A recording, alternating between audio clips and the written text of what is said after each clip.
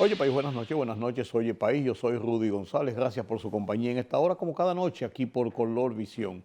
Qué bueno que me acompañan nueva vez para juntos pasar revista a los temas noticiosos de interés nacional e internacional. Acuso recibo antes que nada de la comunicación que me envía doña Luisa de Peña Díaz, amiga eh, doña Luisa de Peña, directora fundadora del Museo Memorial de la Resistencia Dominicana. Una comunicación donde me envía los detalles del sentido del museo, en que basa sus iniciativas, sus ejecutorias. Un museo muy bien montado, yo he ido varias veces y he llevado a mis hijos en varias ocasiones.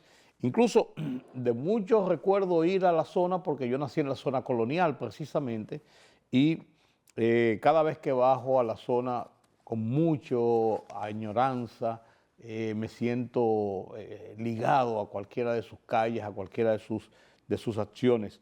Y este documento del 27 de marzo que me enviara doña Luisa dice cuáles son los motivos del museo, que es una institución sin ánimo de lucro, de permanente y de al servicio de la sociedad para investigar, coleccionar, conservar, interpretar y exhibir el patrimonio material e inmaterial, lo que tiene que ver con la historia dominicana. Y anexo me envía la copia de la sentencia del Tribunal Constitucional emitida el 0 mata 0, el día y mes del año anteriormente expresados. Esto fue, incluso bajo la firma del doctor Milton Ray Guevara. Esto fue emitido, ahí no lo veo aquí, caramba, hombre, rápidamente, en que ellos rechazaron la solicitud emitida esto fue el 5 de diciembre del 2023, la solicitud emitida por algunos ciudadanos sobre la vigencia de la ley que prohíbe las actividades trujillistas en el país, y a lo cual yo me hiciera referencia la semana pasada cuando hube de hablar del tema de los papeles desclasificados, el caso este de Clodoveo Ortiz, del caso de don Antonio de la Maza, de la publicación que hiciera el Listín Diario de los papeles desclasificados del FBI y de la CIA a propósito del entorno de la muerte de Trujillo. O sea, yo hice un comentario bastante amplio, escribí un artículo a página completa en mi columna en el Listín Diario y traté el tema. Y traté el tema dentro de lo que yo como ciudadano, dentro de lo que yo como periodista, entiendo de la situación que se produjo con las críticas que se emitieron al Listín Diario por haber publicado ese documento, que era un documento que se hizo público en los departamentos del Estado de los Estados Unidos y que yo entendía, dije, sostengo, que el Listín Diario en ningún momento dijo que el documento obedecía a ninguna situación que no pudiera ser cuestionada, ni que ratificaba su veracidad, pero sí es una veracidad y una realidad que es un documento que reposa en los archivos de los organismos de inteligencia y seguridad de los Estados Unidos y que había sido desclasificado. Ese fue mi artículo, ese fue mi comentario, y me alegro de que doña Luisa se haya tomado el tiempo para escribirme una carta indicándome los motivos del museo, que yo los conozco muy bien, pero ella haberlo hecho encuentro que es parte de su función, de su labor, de la misión del museo. Me alegro que se haya tomado este tiempo y vuelvo y digo, me mandó también la copia de la sentencia, que yo la conocía, pero qué bueno que se preocupó en mandármela para indicar en qué basan sus quejas, sus críticas, sus protestas cuando se habla de algo que tiene que ver con lo que pudiera interpretarse como loas a la dictadura de Trujillo. Y yo decía en aquel comentario y en mi escrito en el Listín Diario que para mí es una aberración, y eso lo sostengo, de que en una época, siglo 2021, una época como esta donde pregonamos el ejercicio de la libertad de expresión en República Dominicana como uno de los fundamentos cardinales en que se basa nuestro sistema institucional, hayan leyes que prohíban la expresión de lo que alguna gente entienda o quiera pensar. Yo no soy trujillista. Si usted dijo algo trujillista, usted es antitrujillista, usted tiene el derecho también de criticarlo, de responderlo si quiere.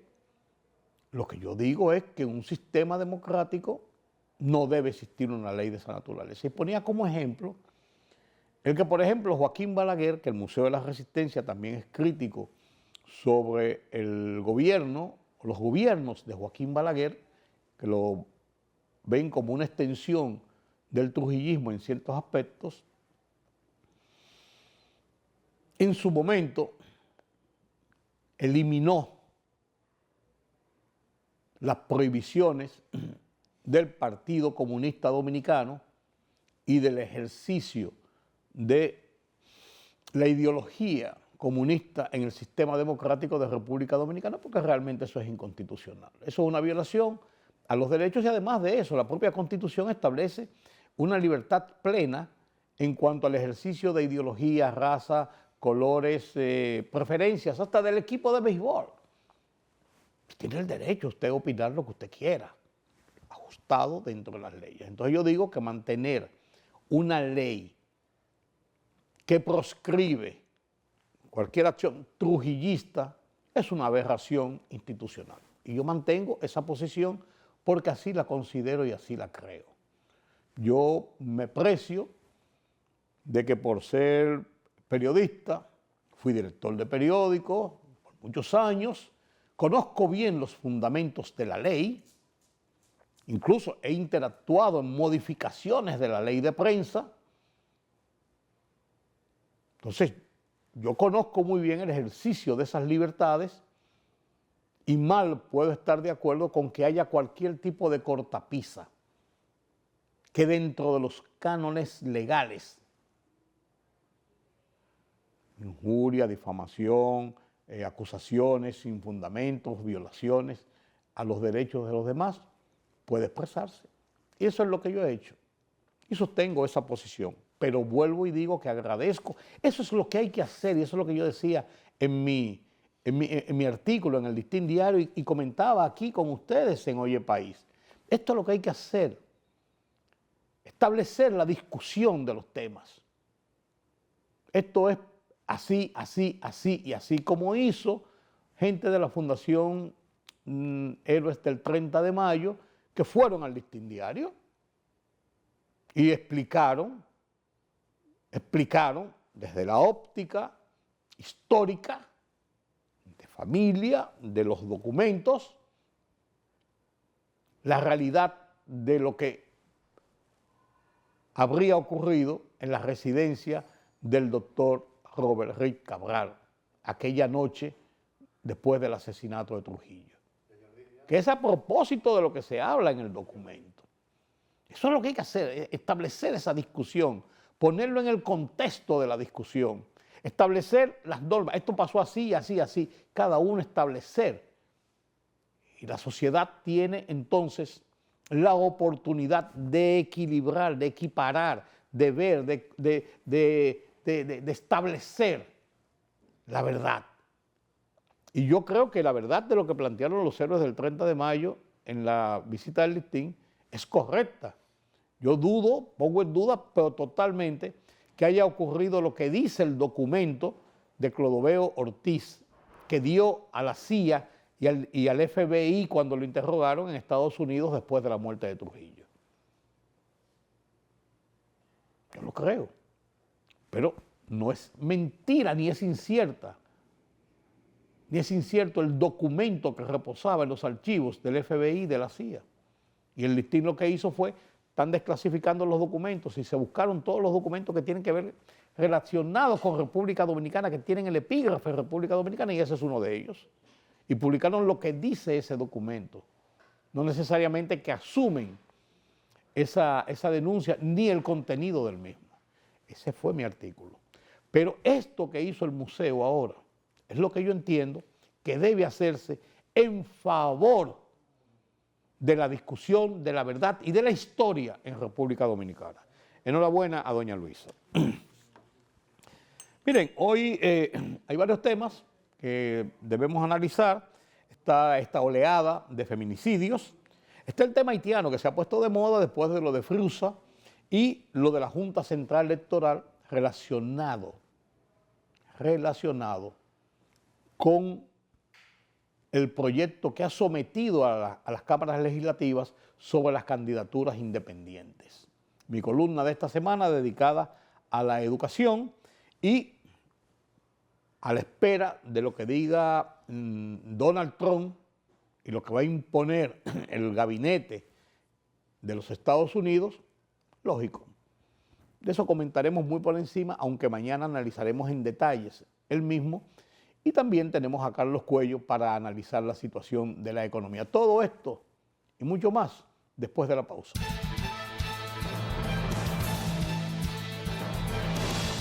El ministro de Relaciones Exteriores, Roberto Álvarez, recomendó a la antigua orden dominicana y a todas las personas interesadas a parar la migración irregular que realicen sus manifestaciones frente a Naciones Unidas.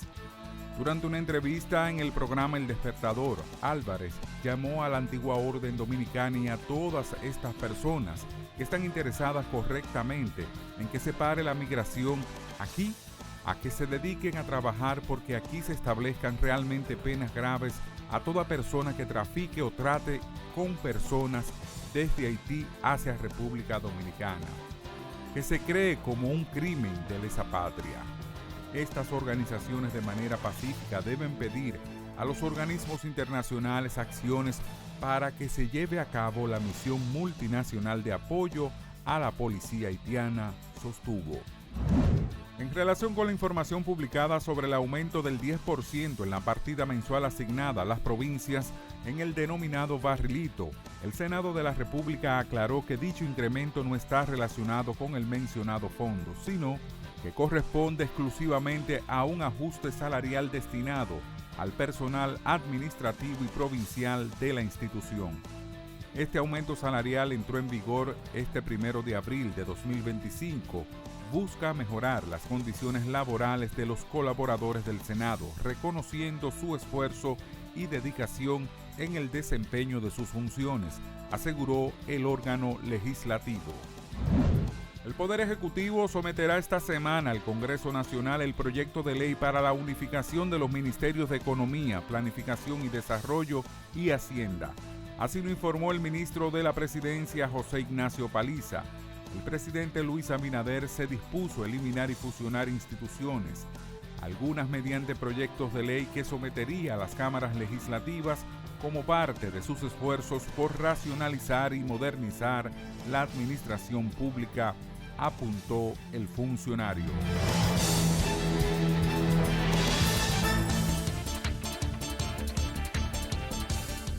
El presidente estadounidense Donald Trump publicó hoy en sus redes sociales que ha llegado el día de la liberación en Estados Unidos. Esto en relación a su anuncio del pasado domingo, en el que indicó de la imposición de aranceles recíprocos que afectarán a todos los países. En sus declaraciones, el mandatario aseguró que el nuevo plan arancelario a gran escala no se impondrá únicamente a las 10 o 15 naciones con las que Estados Unidos tiene mayor desequilibrio comercial, sino que se empezaría con todos los países. A medida que las tormentas severas amenazan con golpear partes del centro norte y el sur de Estados Unidos, los meteorólogos advirtieron sobre posibles inundaciones repentinas mortales, tornados fuertes y granizo del tamaño de pelotas de béisbol. Se esperaba que el potente sistema de tormentas planteara el riesgo de inundaciones repentinas significativas y potencialmente mortales a partir de hoy, según el Centro de Predicción del Tiempo, una parte del servicio meteorológico. Eran las 19 horas del pasado 14 de febrero cuando el presidente argentino Javier Milei pulsó el botón de publicar en su perfil de X, antigua Twitter, y difundió un mensaje que ha derivado en el escándalo más ruidoso del mandato que inició hace más de un año, la publicación promocionando la criptomoneda Libra en la red social, que en su momento le granjeó gran parte del apoyo popular que lo llevó al poder. Abrió un frente judicial de consecuencias impredecibles para el mandatario de ultraderecha. También comenzó a torcer el humor social, desgastando el respaldo con el que venía contando. La libertad solo reside en los estados en los que el pueblo tiene el poder absoluto. Por el respeto a los valores democráticos y la dignidad del pueblo dominicano, El Rumbo de la Tarde, plural, objetivo, comprometido siempre con la verdad. Con Georgie Rodríguez, Rudy González y Ramón Colombo. Los poderosos ya están en el aire.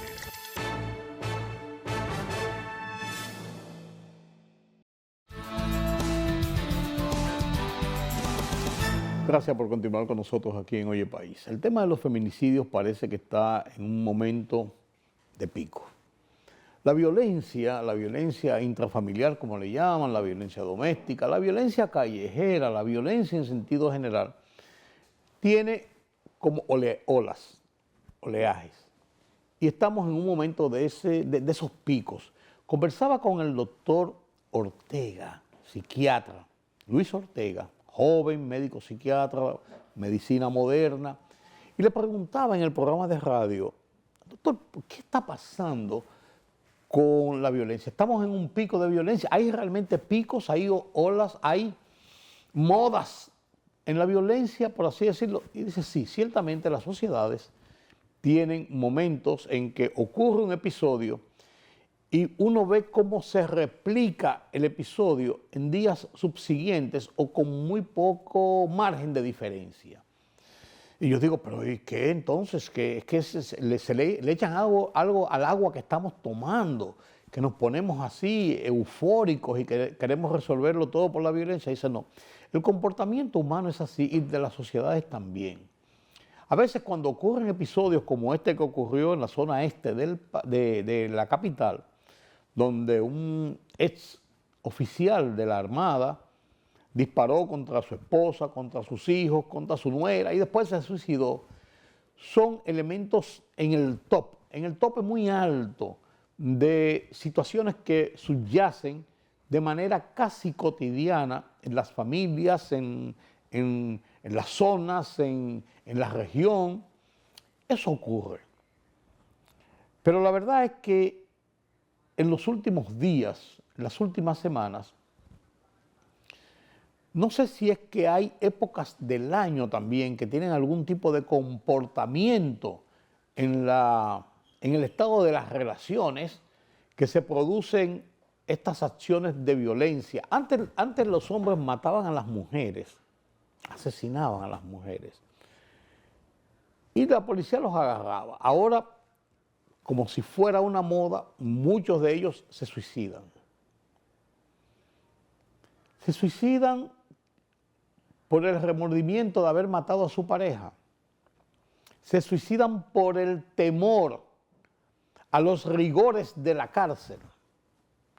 Se suicidan por la vergüenza frente a la sociedad que los vio como parejas, que los vio convivir con hijos, con familias. ¿Por qué razón? Yo no puedo decirlo porque yo no soy un estudioso de la conducta como los psiquiatras o los psicólogos, pero indudablemente algún tipo de comportamiento tiene que haber porque entra dentro de una fase como que ya es un hecho que en la generalidad, o muchos de los casos, una gran mayoría de los hombres feminicidas tienden a quitarse la vida también. Pero esta oleada ahora de matar también a los hijos, acabar con la familia, incluso a la suegra, a la mamá de la esposa. Son cosas que espantan realmente. Y ojalá que no estemos dentro de una oleada que sea difícil de controlar, sino que, no sé, qué mecanismos, qué inducción pueden dar las autoridades, los profesionales de la conducta, los medios de comunicación, para concientizar a la gente de que ese no es el camino, no es el camino final, no es el camino correcto para terminar una relación. Para lavar con el honor, como dirían en los tiempos de Cervantes, para lavar con el honor el haber sido mancillado, por haber sido olvidado, o abandonado, o dejado, o separado de su amada. Un hombre que mata a la mujer y dice que la mató por amor está mintiendo. Se está mintiendo él y está mintiendo a los demás. ¿Cómo que por amor y la mataste? Por Dios. Pero estamos enfrentando a esta situación y hay que prestarle atención. En República Dominicana el nivel de feminicidios es muy alto. Si el año pasado, que con las campañas de concientización, con seminarios, con políticas, se redujo, sigue siendo alto, señores. Y es una pena realmente que esto esté ocurriendo. En otro tema que no quiero dejar de mencionar, la Dirección de Migración emitió estadísticas sobre el tema de los volúmenes de deportaciones o de repatriaciones que está haciendo de ciudadanos haitianos y que ha hecho en lo que va de este año y en los últimos 6 meses.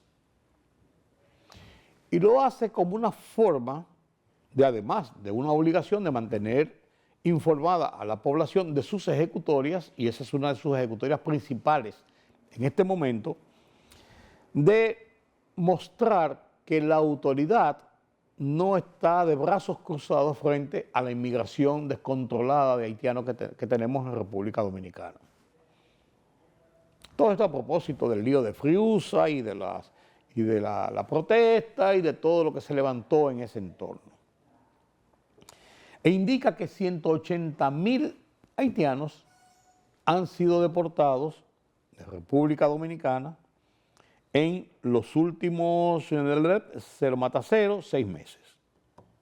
Esto da una media de 30.000 por mes. 18 entre 3 son 6. Oh, no, perdón. 30.000 por mes. Sí.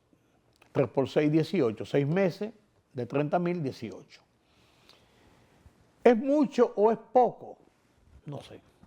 Creo que en los volúmenes de programas consecutivos o constantes de repatriaciones es mucho. ¿Suficiente? Tampoco puedo decirlo, porque no sabemos la cantidad de haitianos finalmente que tenemos en República Dominicana.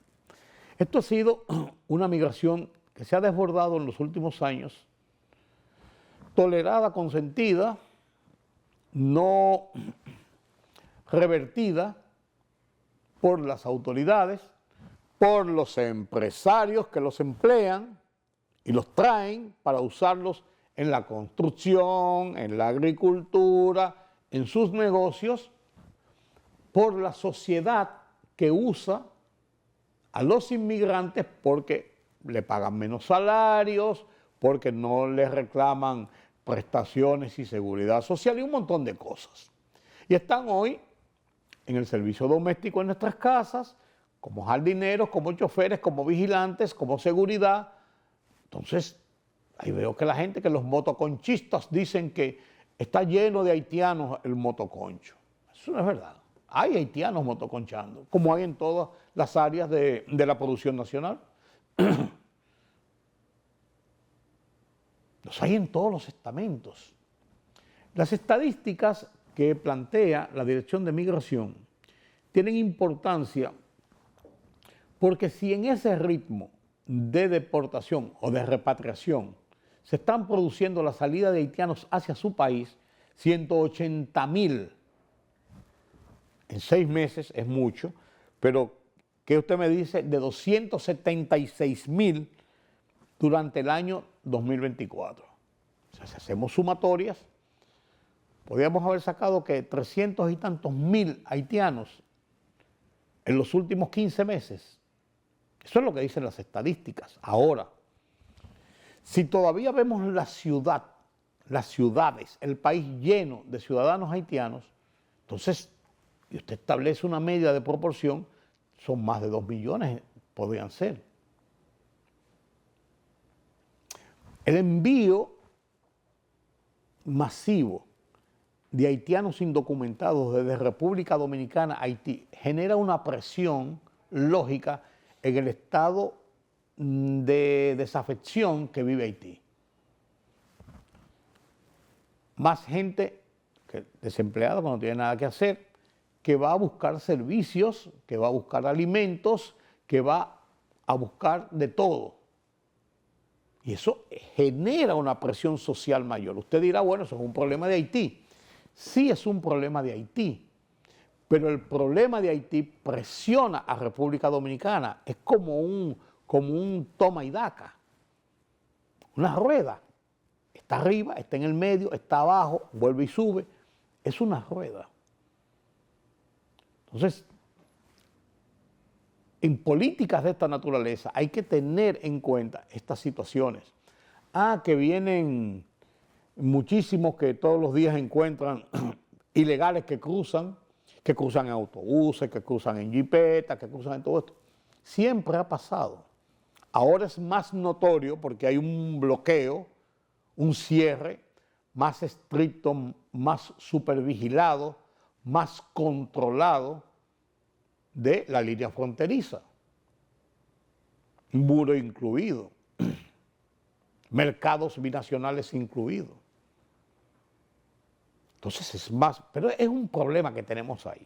Si a todo este problema migratorio que tenemos, porque la cantidad de haitianos que están en República Dominicana no es por el hecho de que son haitianos pura y simplemente, sino también porque ellos demandan de servicios, de alimentos, de todo lo que los dominicanos muchas veces requerimos, exigimos, presionamos porque necesitamos.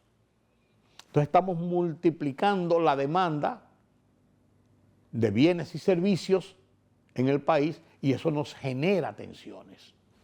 Ese es el hecho puro y simple. Ahora se habla de nuevas manifestaciones en Friusa. Que el grupo, qué sé yo quién, de comunicadores, está hablando de una nueva manifestación ahora en el mes de abril. ¿Qué están buscando realmente?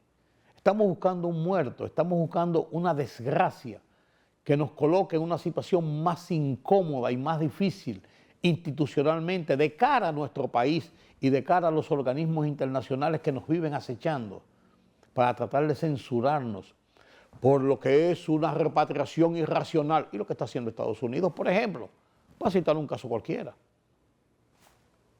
Búsqueme las comparaciones, aquello se ve bonito y lo de nosotros se ve feo. ¿Pero qué estamos buscando con eso? Debemos tener un poquito de cordura, de cabeza fría con esto.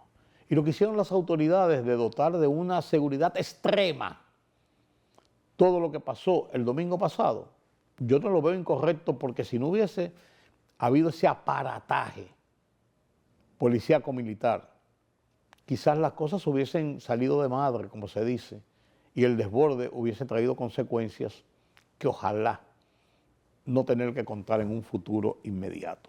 Eso es lo que esperamos.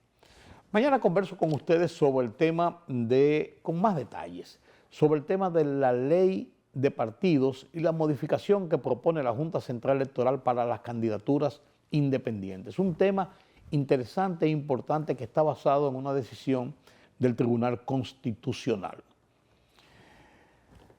Mi columna de esta semana la dedico a la educación. Las pruebas PISA están a las puertas.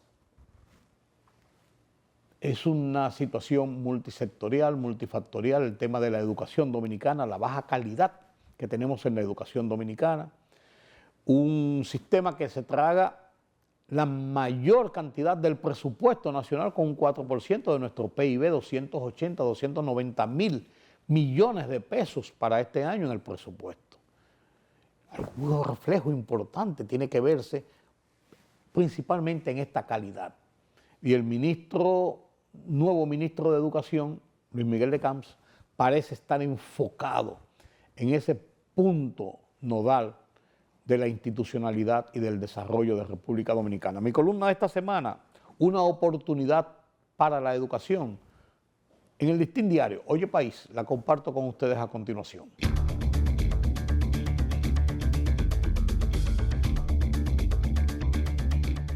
La República Dominicana se apresta a someterse en 2025 a la prueba internacional de evaluación de estudiantes PISA, que ausculta el sistema educativo nacional a través del aprendizaje en lenguas, ciencias y matemáticas. Y por primera vez en el país se evaluarán el inglés como lengua extranjera y el aprendizaje digital.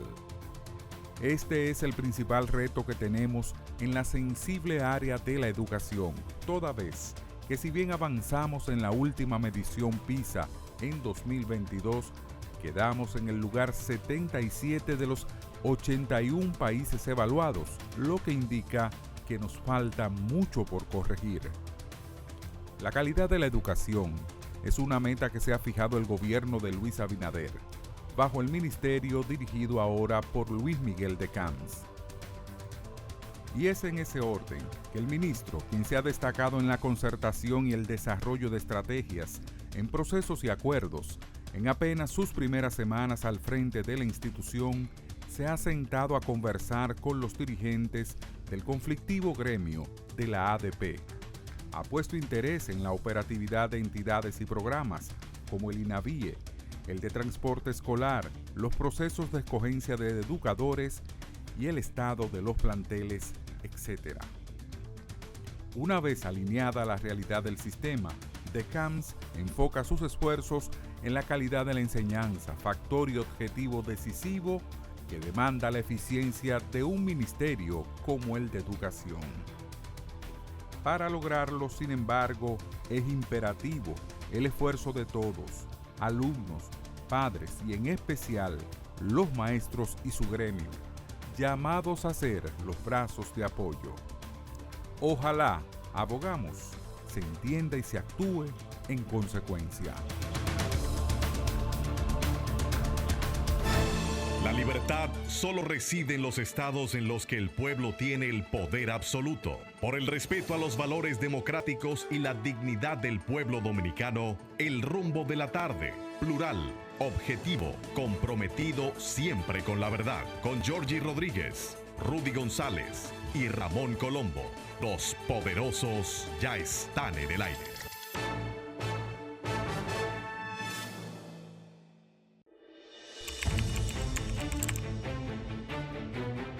Periodismo de investigación, columnas, opinión, análisis, reportajes de fondo. Hora por hora, una completa plataforma multimedia. Periodismo con valor. Noticias horaporhora.com.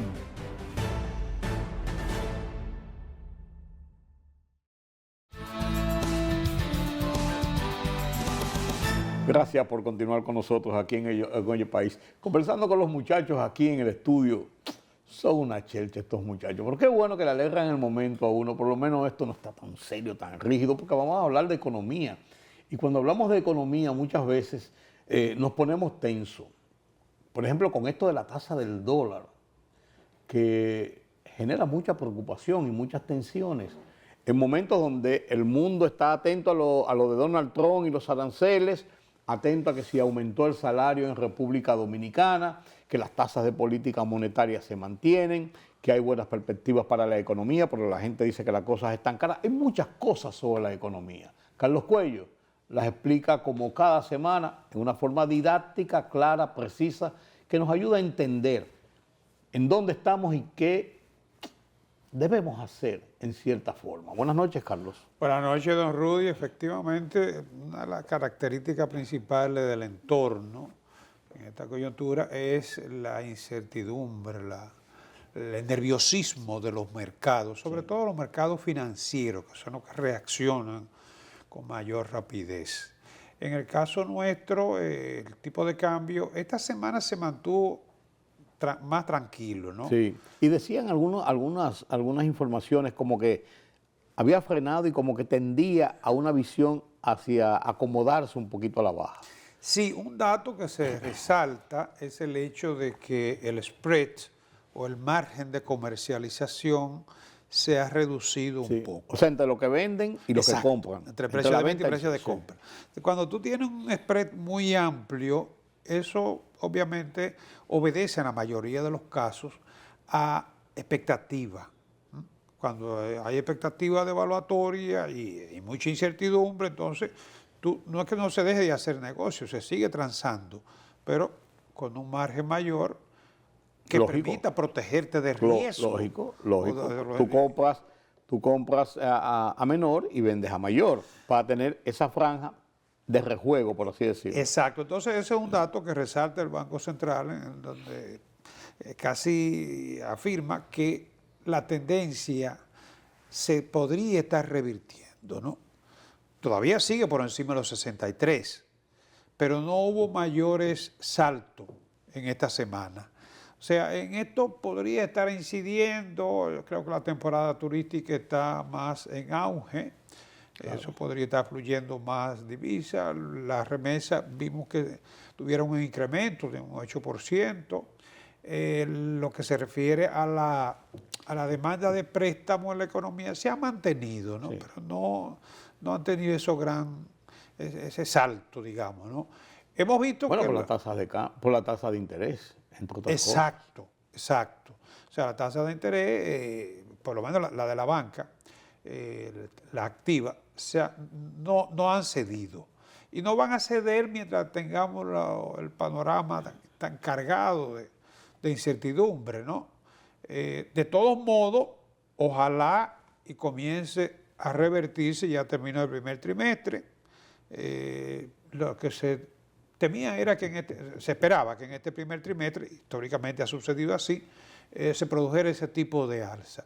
Y que ahora, por lo menos, se estabilice. Cuando digo que se estabilice, no va a ser por debajo quizá de los 63 o qué sé yo, entre 62 y 63, digamos, ¿no? Pero, mira, más lesivo para las decisiones de los agentes económicos es un panorama de incertidumbre, con un panorama donde tú logres la estabilidad, porque cuando tú tienes estabilidad de precios, aunque sean altos, pero ya tú sabes a qué atenerte. Claro, más lineal. Claro. Ahora, cuando hay inestabilidad, cualquier cosa puede pasar. Cualquier cosa puede pasar. Entonces tú tienes que tomar decisiones en función de la peor. Ah, claro. Así funciona. Carlos, y el Banco Central mantuvo su tasa de política monetaria. Y manteniendo su tasa de política monetaria, ¿no incide esto en que se mantengan altas las tasas de interés bancario?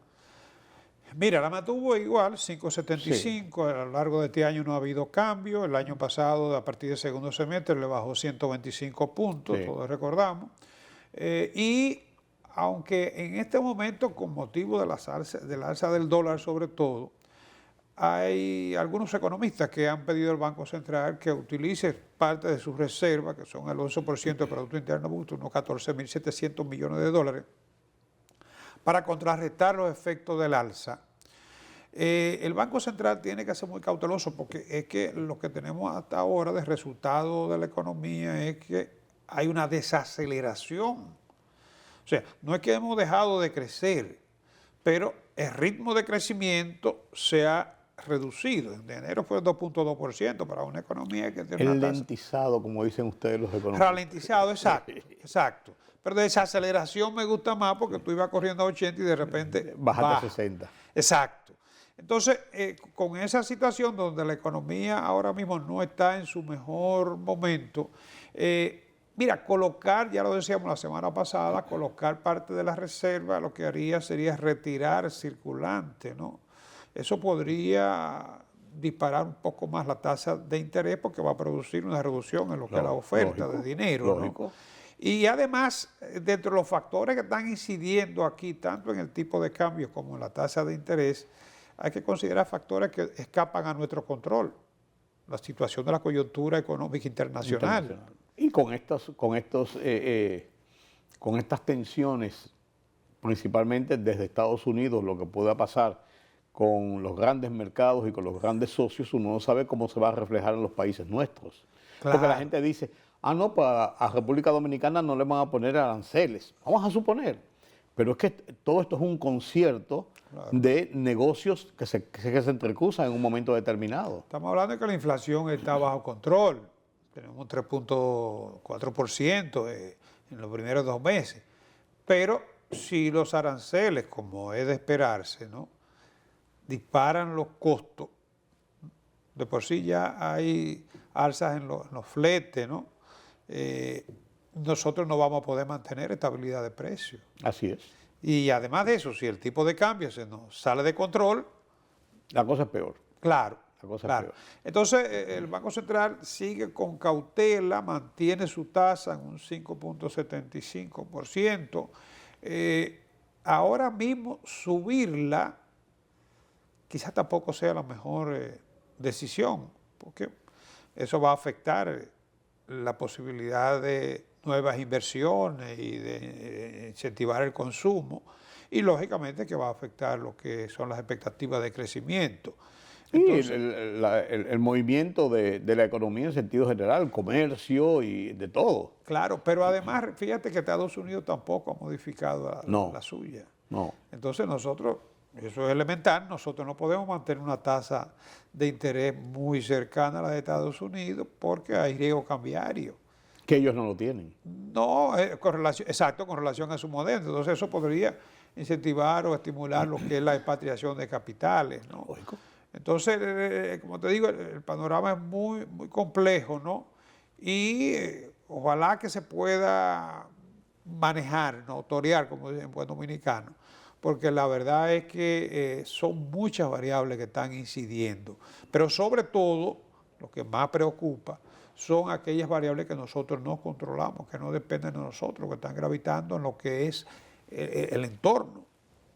¿Cuál va a ser la incidencia, Carlos, de el incremento de salario que se produjo a partir del 1 de abril? Después del acuerdo tripartito del 20%, se aplicó ya un 12% de este año, que corresponde a este año, en el 1 de abril. ¿Cuál va a ser ese impacto en la economía? Mira, un incremento de salario está llamado a provocar un mayor incremento en lo que son los niveles de demanda de la economía, porque la gente cuando tiene más para gastar, inmediatamente va a demandar bienes y servicios. Eso es lógico. Como es natural, ¿no? Sí. Entonces, la mejoría en la calidad de vida, la eficientización de la economía en lo que se refiere a la redistribución del ingreso, llega a la gente a través del salario, que es la participación del trabajo en la economía.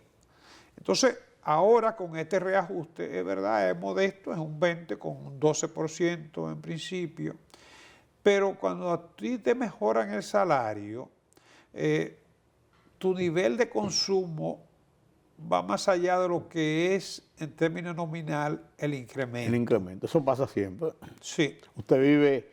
Tú vives en San Carlos y vives en una casa donde tú pagas 100 pesos, vamos a suponer, de renta, te aumentan el salario, te aumentan 25 pesos en el salario y tú te mudas de San Carlos a Ciudad Nueva, en una casa donde vas a pagar 125 pesos. Y tú dices, pero ¿cómo es posible? Pues ya tú entiendes que hay un estatus que aumenta, que ese aumento de salario significa unas mejores condiciones de vida, sea en el consumo, sea en tu posicionamiento de calidad de vida. Si eso ocurre. Tu expectativa. Que mejora. Todo el mundo la tiene. Tu capacidad de endeudamiento también mejora, ¿no? Entonces, este aumento, fíjate que en el caso, bueno, no sé si llamarle grandes empresas, porque son unas escalas que ni siquiera se corresponden con la ley de la MIPYME, ¿no? Sí. Pero en el caso de salarios anteriores, la escala superior, que eran 24.990, digamos que 25.000 pesos, ahora va a pasar a 27.988. Sí. Digamos que 28.000, son Sí, 12 pesos sí. de diferencia, ¿no? De 25 a 28. 3.000 pesos más. Exacto. Aproximadamente. Exacto, un 12%, ¿no? Sí. En el caso de la mediana, va a pasar ahora a ver, espérate, que ese que va ahora a 27.988, ahora este mes comienza, ¿no? Sí. En febrero del 2026, Va a 29. que ya no habrá que hacer de que revisión anual, ya automáticamente está incluido, ¿no? Salvo que la inflación sea mayor que el 8%, cosa muy poco probable, Sí. ¿no? Ese pasaría a 29.988, prácticamente 30.000 pesos, sí. ¿no? En la segunda escala sería 25.656,96 y pasaría a 27.489,40. La pequeña, de 17.193, pasaría a 18.421. Y el último, que es la micro, de 15.860, pasaría a 16.993. O sea, todos van a ser incrementados en un 12% en esta primera etapa y a partir de febrero del 26 en un 8%. Con la consideración que nosotros habíamos analizado en semanas anteriores de que esto empuja todo. Todo. O sea, todo lo que están, incluso en esos renglones, si le subieron 3.000 pesos a uno, van a tener que empujar porque van a colocar, si no lo hacen, en situaciones de salarios iguales a los que tenían antes, un poquito por encima, porque habían ganado méritos, porque tenían tiempo en la empresa, por los aumentos anuales que se hacían. Entonces van a quedar igual. Entonces eso empuja todo el salario. Claro, por ejemplo, el que tenía 28.000 pesos antes, que estaba diferenciado del mínimo, que eran 25, tú no lo puedes dejar ahí. No, igualito. claro. Tienes que Claro. producirle una Eso diferenciación. empuja todo el salario. Exactamente. Hay algo que se observa aquí y es que se están acercando el salario exento y el salario mínimo. Sí, eso sí. Se están acercando, el salario exento son unos 34.000 y pico, sí. Y pico, sí, y 200 creo. Y el salario mínimo de la escala superior ahora mismo quedaría en 30, En 30 más o prácticamente, menos. ¿no? Pero también eso va a tener un efecto, Carlos, que yo hablaba ayer en el programa de radio. Va a tener un efecto lógico y normal y natural, porque esto es para el sector privado.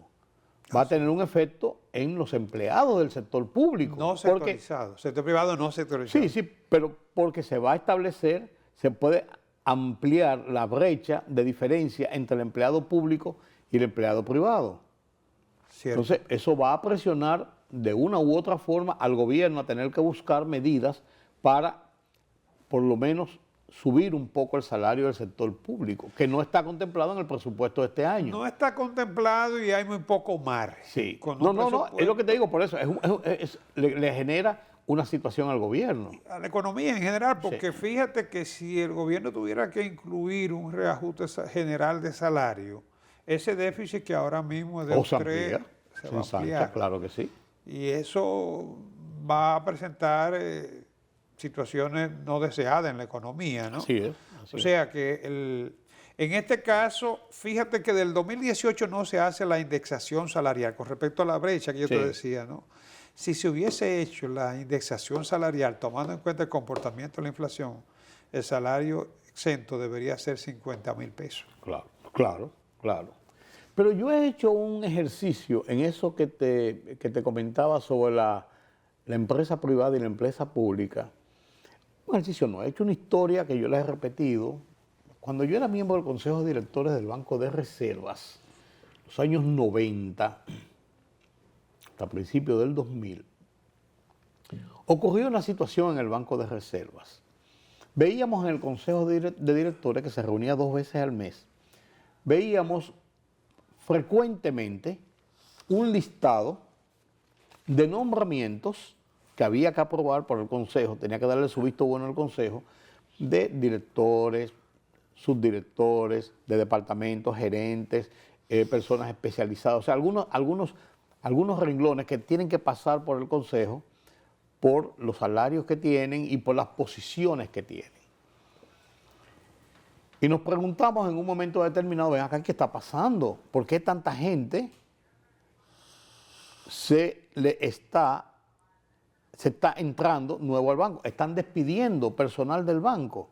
La gente está renunciando del banco. ¿Qué está pasando en el banco? Porque disparó las alarmas.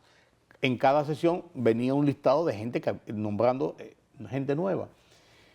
Se explicó en el momento y se tomó una decisión de que lo que estaba ocurriendo es que los salarios del Banco de Reservas en ese momento estaban muy por debajo de los salarios en posiciones similares en los demás estamentos de la banca nacional, de la banca privada y de otras empresas que no tenían nada que ver con el sector bancario, pero que eran personas que habían adquirido conocimientos bancarios y del manejo de la economía. Y te llevan los empleados. Entonces, no, se lo llevaban, les ofrecían un empleado que ganaba 30,000 pesos, vamos a poner un ejemplo, en cualquier otro banco le ofrecían 50,000 por la calidad que tenía y los obligaban prácticamente a buscar un mejor salario. Y llegó un momento donde hubo una avalancha de salida de gente del banco y eso provocó una reingeniería en el orden salarial y de posiciones en el banco para poder entrar en competencia. Claro. Eso ocurrió en los años 90, yo recuerdo como ahora, y eso,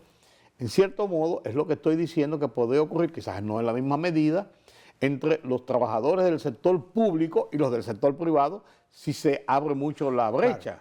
Claro, claro. Fíjate también que esto va a provocar un incremento en las contribuciones a la seguridad social. Claro.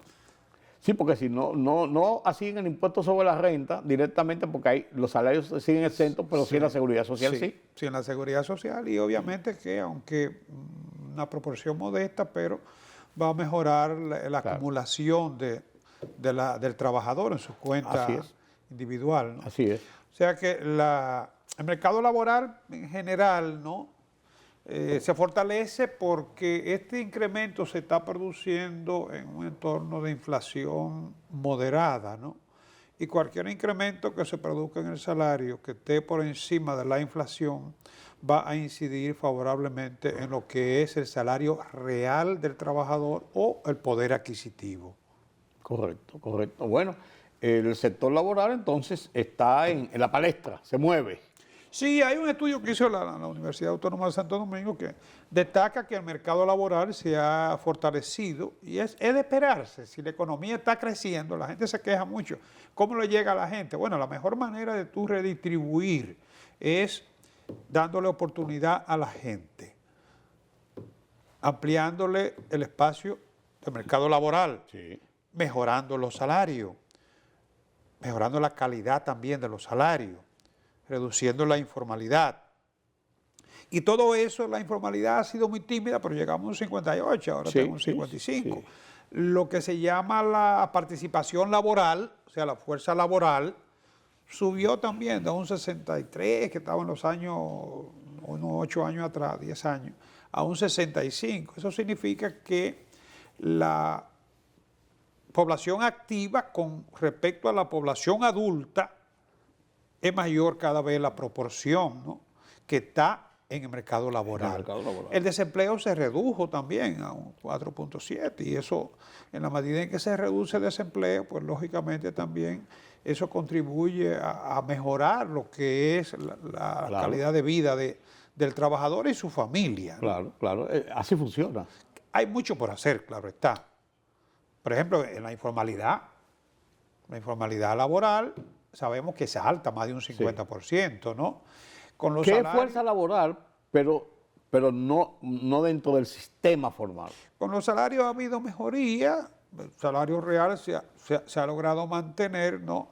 Pero nos gustaría que fuera todavía mayor. Claro, por lógica, claro. Pero de todos modos tú tienes que tener unos salarios que tampoco entorpezcan el crecimiento el crecimiento de la empresa que podría provocar entonces también desempleo. En una coyuntura donde tiende también a cambiar lo que es el espacio laboral con la inteligencia artificial, con la integración de la tecnología. Claro. Entonces también... Que ese es un monstruo que está ahí.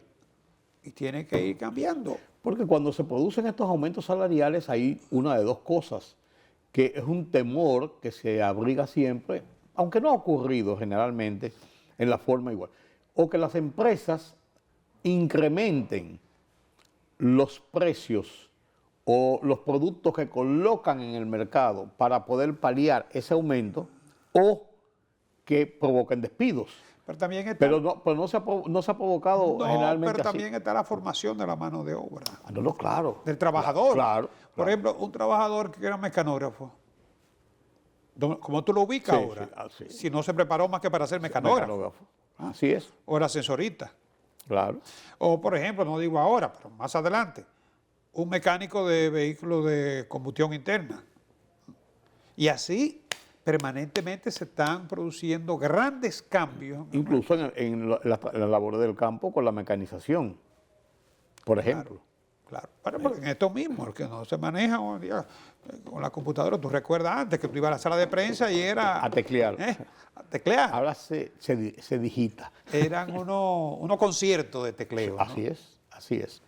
Carlos, gracias. Buah, Nos vemos la semana que viene. a usted, si Dios Gracias quiere. a ustedes por acompañarnos en este conversatorio con Carlos Cuello. Así terminamos nuestra emisión de Oye País por esta noche con una convocatoria para mañana nueva vez aquí en Color Visión.